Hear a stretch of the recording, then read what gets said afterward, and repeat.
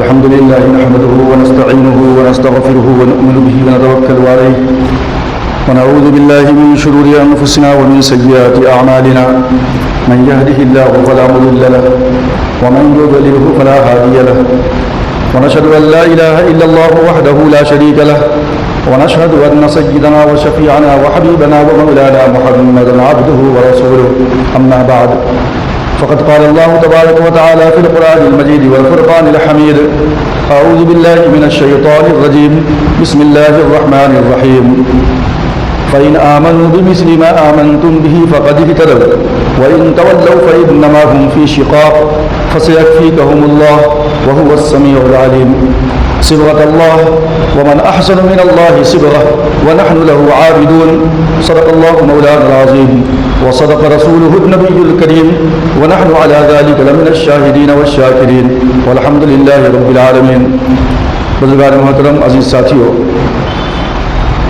سورہ بقرہ کی 2 آیتیں آپ کے سامنے میں نے تلاوت کی ہیں۔ اس آیت سے قبل جو آیتیں ہیں ان آیتوں کے اندر یہودیوں کا اور نصرانیوں کا ایک گھمنڈ یہ تھا کہ چونکہ ابراہیم، اسماعیل، اسحاق، یعقوب اور انبیاء کا ایک جو مسلسل تسلسل ہے، یہ تمام کے تمام چونکہ یہودی اور نصرانی تھے، اس لیے اے مسلمانوں تم لوگ بھی یہودی اور نصرانی بن جاؤ، وقالوا کونوا ھودا او نصارى تہتدوا۔ انہوں نے کہا کہ چونکہ تمام انبیاء نصرانی اور یہودی تھے تو تم بھی یہودی اور نصرانی بن جاؤ تو تم ہدایت یافتہ ہو جاؤ گے۔ اللہ نے فرمایا قل بل ملۃ ابراہیم حنیفا وما کان من المشرکین، کہ تمہارا یہ دعویٰ کہ ہم یہودی ہیں، نصرانی ہیں، اس لیے ہم ہدایت یافتہ ہیں، تو ان سے کہہ دو کہ ابراہیم علیہ السلام کی جہاں تک بات ہے تو ان کا جو مشرب تھا، ان کا جو مسلک تھا اور ان کا جو عمل تھا، ان کا جو طریقہ تھا، ان کا جو مذہب تھا، وہ تو ایک اللہ کی عبادت کرنا یکسو ہو کر کے ملت ابراہیم حنیفہ، ابراہیم علیہ السلام کا جو طریقہ تھا وما کان من المشرکین، وہ شرک کرنے والوں میں سے نہیں تھے۔ لیکن تم نے اللہ کی ذات میں شرک کرنا شروع کر دیا۔ کسی نے حضرت عزیر علیہ السلام کو اللہ کا بیٹا قرار دے دیا، وقالت الیہود عزیر ابن اللہ وقالت النصارى مسیح ابن اللہ، اور عیسائیوں نے کہا کہ عیسیٰ علیہ السلام اللہ کے بیٹے ہیں۔ تو گویا کہ اللہ کی ذات میں تم نے اللہ کا ایک پارٹنر بنا لیا ہے۔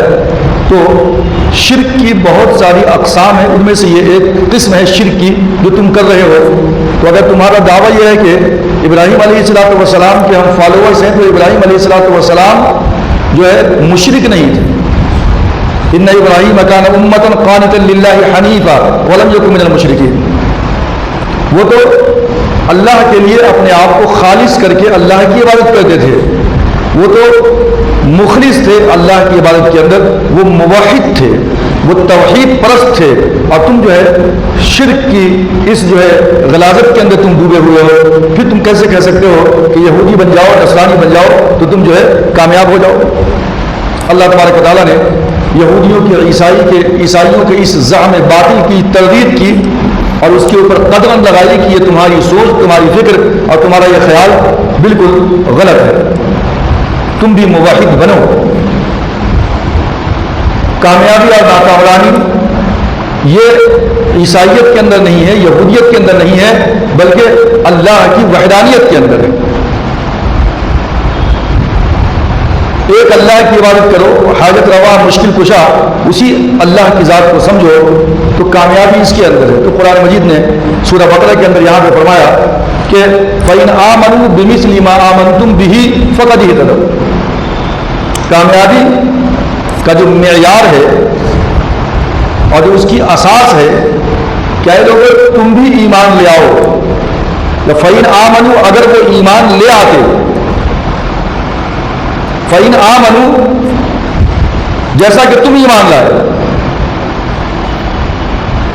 بِمِثْلِ مَا آمَنْتُمْ بِهِ جیسا کہ تم ایمان لائے، یعنی اگر لوگ ایمان لا لیتے اس طرح جیسا کہ اللہ کے رسول کا ایمان ہے اور صحابہ کرام کا ایمان ہے، بِمِثْلِ مَا آمَنْتُمْ بِهِ فَقَدْ اهْتَدَوْا تو ایسی صورت کے اندر تم سب کے سب کامیاب ہو جاؤ۔ اللہ کے رسول نے ارشاد فرمایا کہ کل امتی یدخلون الجنہ الا من ابا، فقیل یا رسول اللہ ومن ابا، قال رسول اللہ صلی اللہ علیہ وسلم من اطاعنی دخل الجنہ ومن عصانی فقط ابا۔ آقا نے ارشاد فرمایا کہ میرے تمام کے تمام امتی جنت میں داخل ہوں گے سوائے اس شخص کے جس نے انکار کیا۔ قیل پوچھا گیا، سوال کیا گیا کہ اللہ کے رسول من ابا، انکار کس نے کیا، کیا مطلب؟ تو آقا نے فرمایا من اطاعنی دخل الجنہ، کہ جس شخص نے میری اطاعت کی،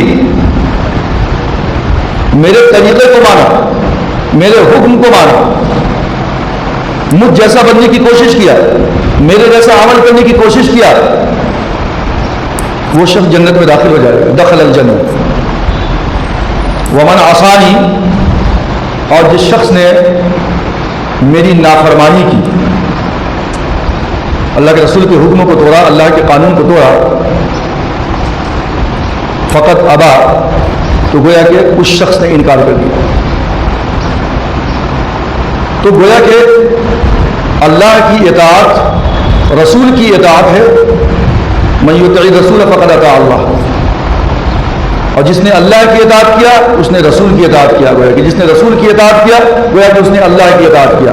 تو اسی آیت کے اندر جب آپ دیکھیں گے اس پورے کے پورے صفحے کے اوپر، تو کہیں پہ لفظ آئے گا عابدون، نحن لہ عابدون، ہم اللہ کی عبادت کرنے والے ہیں۔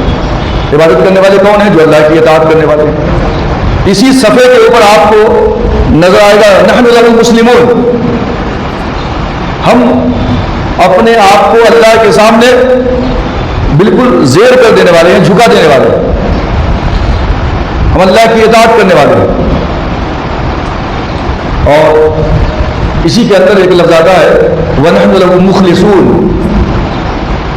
ہم اپنے معاملات کے اندر، اللہ کی عبادت کے اندر، اللہ کے رسول کی اطاعت کے اندر بہت ہی پیور ہیں، سنسیئر ہیں، مخلص ہیں،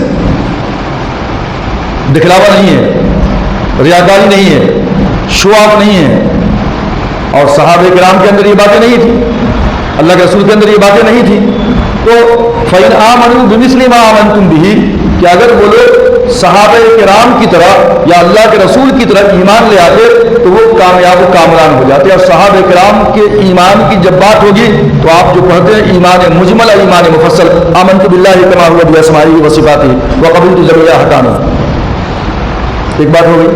لیکن اس کے بعد 6 آرٹیکلس آف بلیف یا 7 آرٹیکلس آف بلیف جب ایمان مفصل پڑھتے ہیں آپ، آمنت باللہ وملائکتہ وکتبہ ورسلہ والیوم الآخر والقدر خیرہ وشرہ من اللہ تعالی والبعث بعد الموت، صحابہ کرام کا یہ 7 آرٹیکلس آف بلیف کے اوپر جیسا ایمان تھا، اے لوگو اگر تمہارا ایمان بھی عقیدے کے اعتبار سے ویسا ہی ہے تو سمجھو کہ تم کامیاب ہو، تم ہدایت یافتہ ہو، تم مومن ہو۔ لیکن اگر ان 7 کے 7 جو آرٹیکلس ہیں، آرٹیکلس آف بلیف، اگر اس کے اندر ذرہ برابر بھی کمی آ جاتی ہے تو تم سمجھو کہ اپنے مقام سے تم ہٹے ہوئے، تمہارے ایمان کے اندر کمی ہے، نقص ہے، تمہارے ایمان میں کجی ہے۔ اچھا، قرآن مجید نے اتنا زیادہ زور کیوں ڈالا، اسٹریس کیوں کیا کہ اگر تم ایمان لے آتے جیسا ایمان صحابہ کا تھا تو تم ہدایت یافتہ ہو گئے۔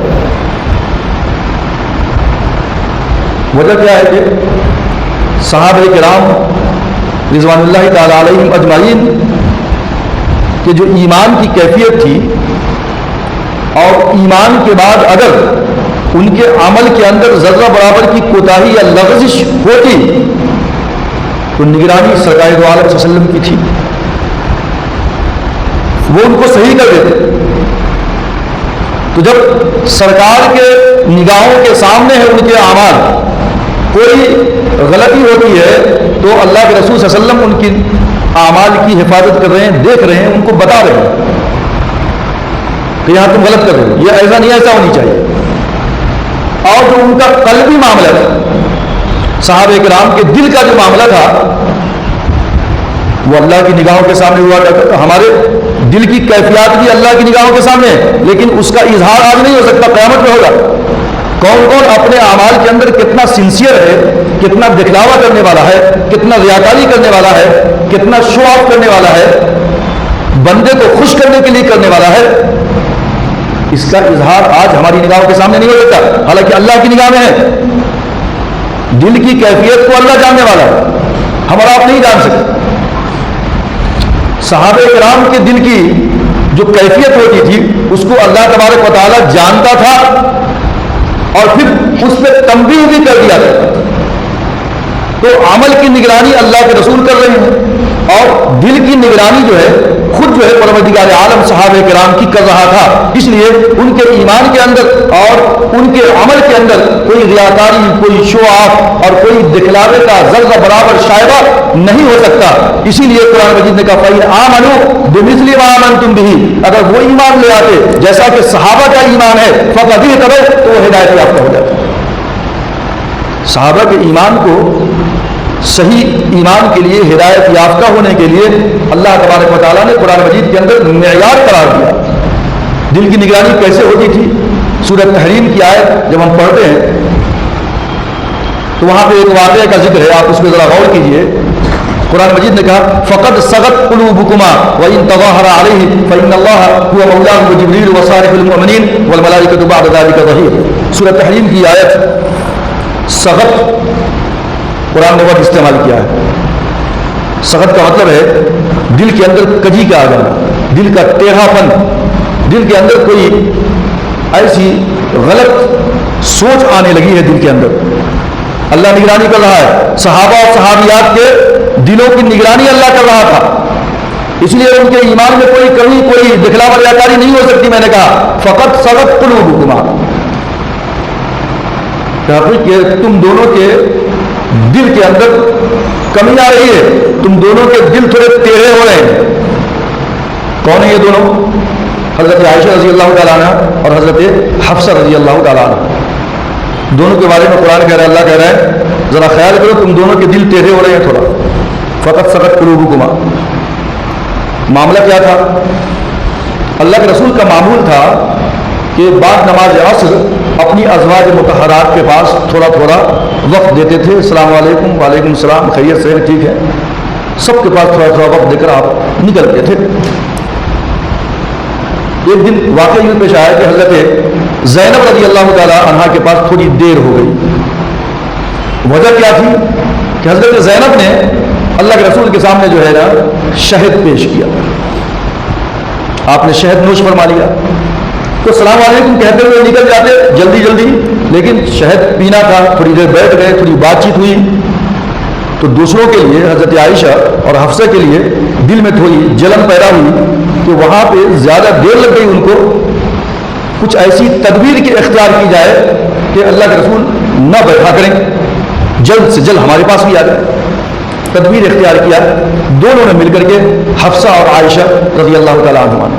اللہ کے رسول نے جو شہد پی لیا اور اس کے بعد واپس تشریف لائے، کس کے پاس آئے پہلے اس کا ذکر تو نہیں ہے قرآن میں، عائشہ کے پاس یا حفصہ کے پاس؟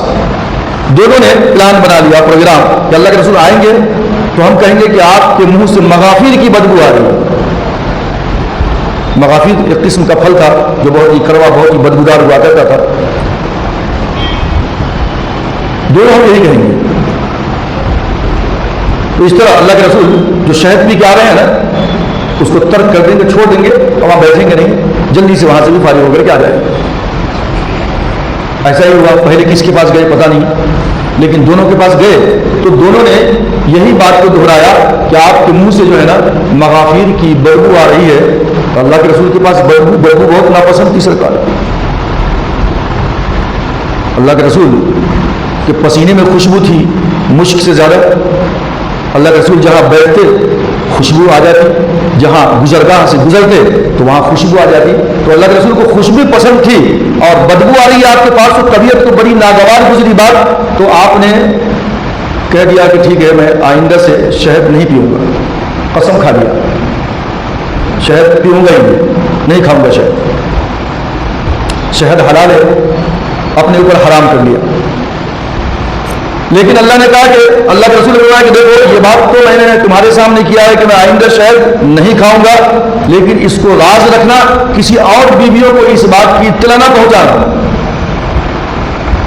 ہمارے تمہارے درمیان راز رہے گا. دونوں عائشہ اور حفصہ سے کہہ دیا کہ اس کو راز رکھنا, کسی اور سے نہیں کہنا, اور بیویوں سے, کہ میں نے شہد کو اپنے اوپر حرام کر لیا ہے, آئندہ نہیں کھاؤں.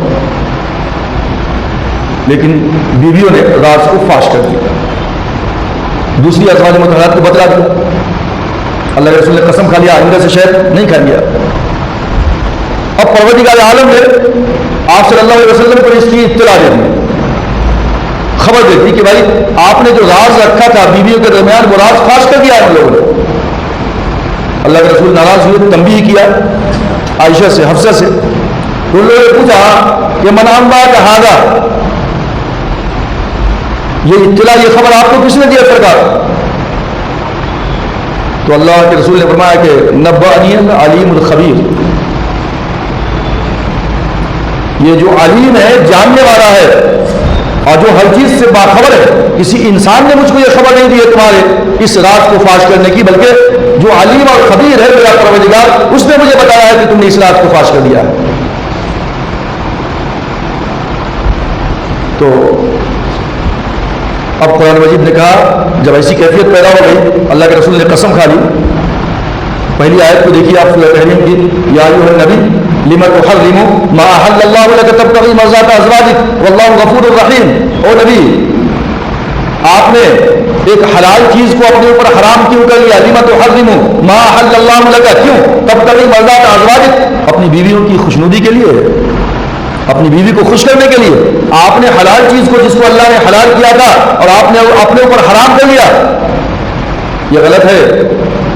فوراً قسم کا کفارہ دیجیے اور امت کے لیے اس کو جو ہے حلال بنائیے, امت کے اوپر کہیں حرام نہ ہو جائے, امت کو آسانی پیدا کیجیے امت کے لیے.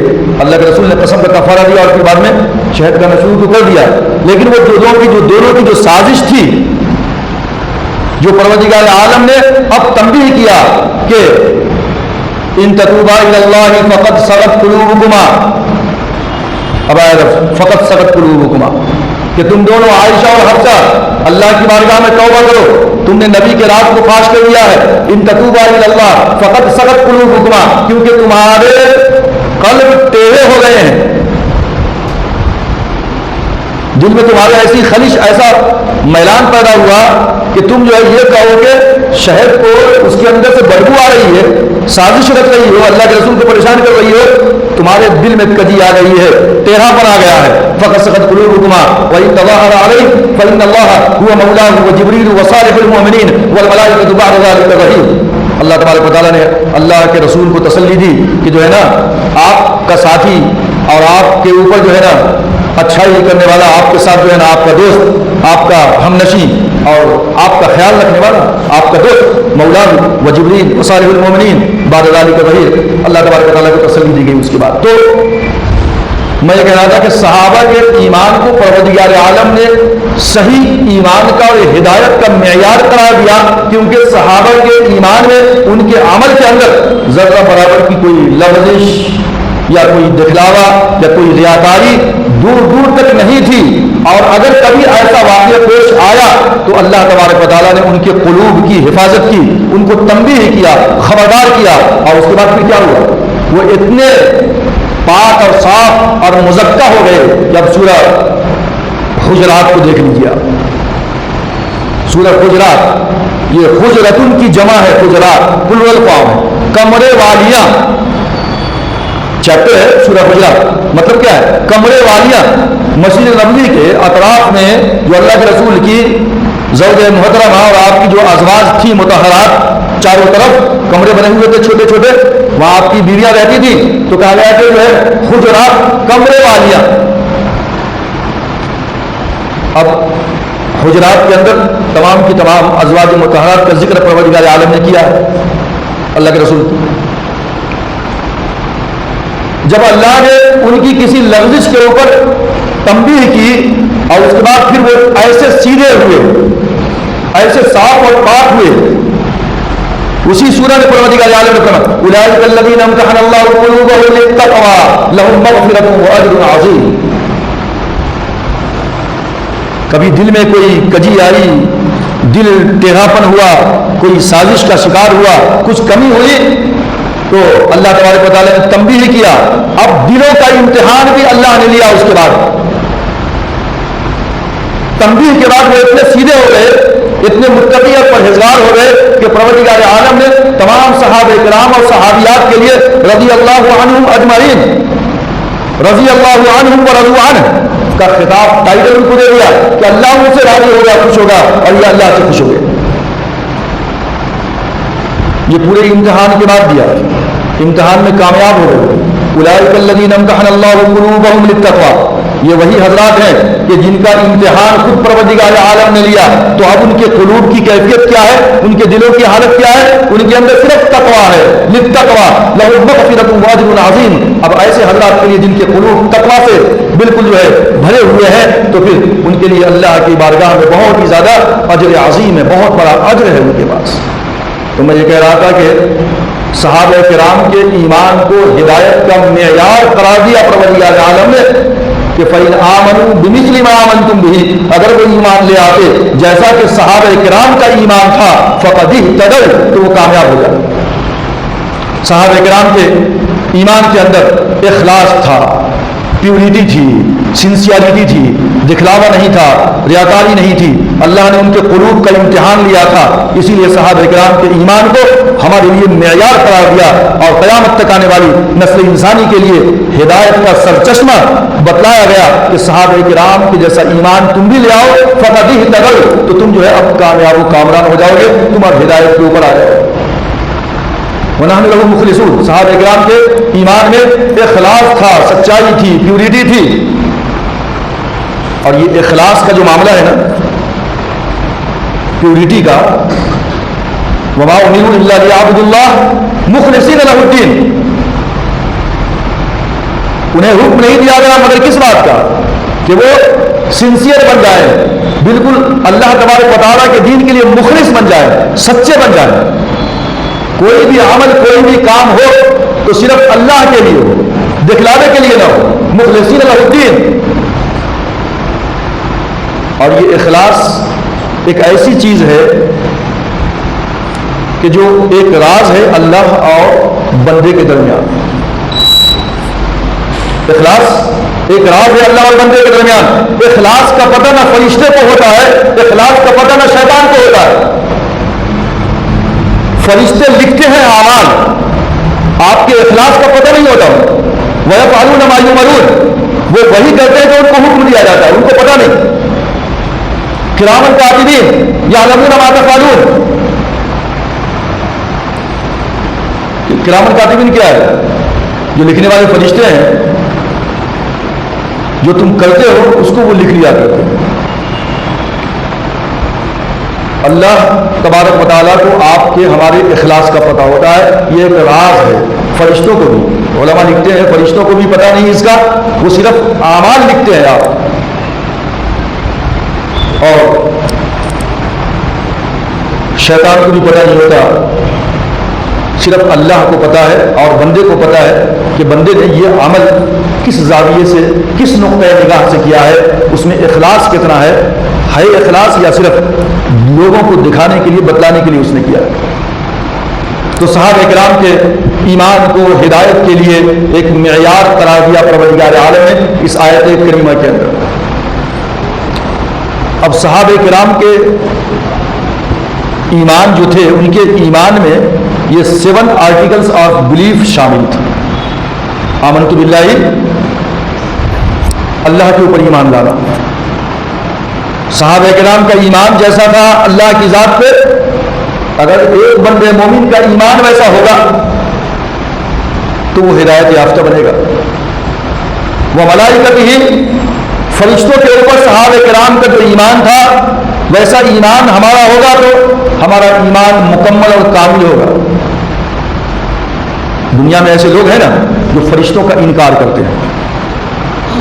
ہندوستان کے اندر بھی کئی ایسے حضرات ہیں جنہوں نے فرشتوں کا انکار کر دیا. کفار مکہ فرشتے کو اللہ کی بیٹیاں بتاتے تھے. کفار مکہ فرشتوں کو فیمیل سمجھتے تھے، وہ لڑکیاں. اللہ نے فرمایا پیدا ہوتے وقت تم نے دیکھ لیا تھا کیا؟ یہ بہتان ہے، یہ الزام ہے اللہ کی ذات کے اوپر.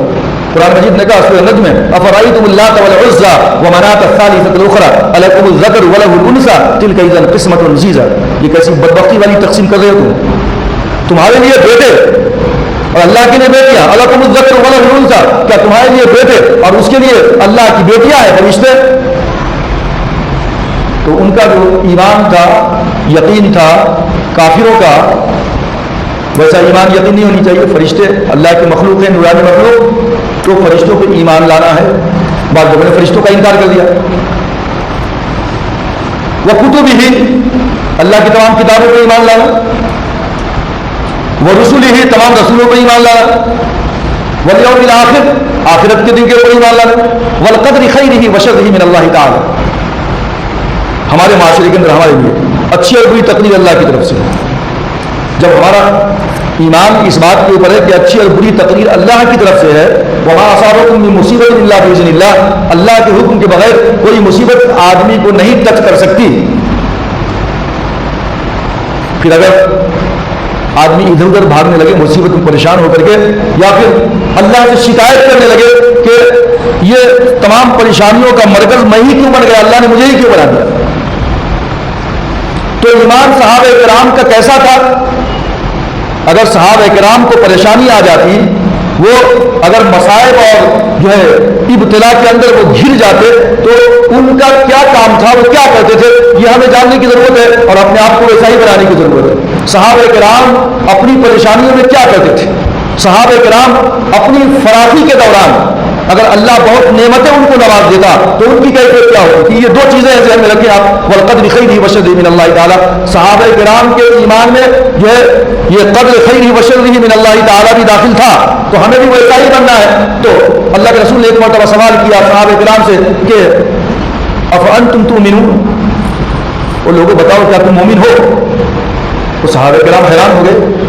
اللہ کے رسول کی مجلس میں بیٹھتے ہیں، قرآن پڑھتے ہیں، تلاوت کرتے ہیں، کلمہ پڑھتے ہیں، نماز پڑھتے ہیں، یہ کیسا سوال کر دیا؟ سرکار نے کچھ تو دیکھا ہوگا. تو آقا نے پوچھا افانتم مؤمنون، او صحابہ کیا تم سب مومن ہو؟ خاموش، سناٹا چھا گیا.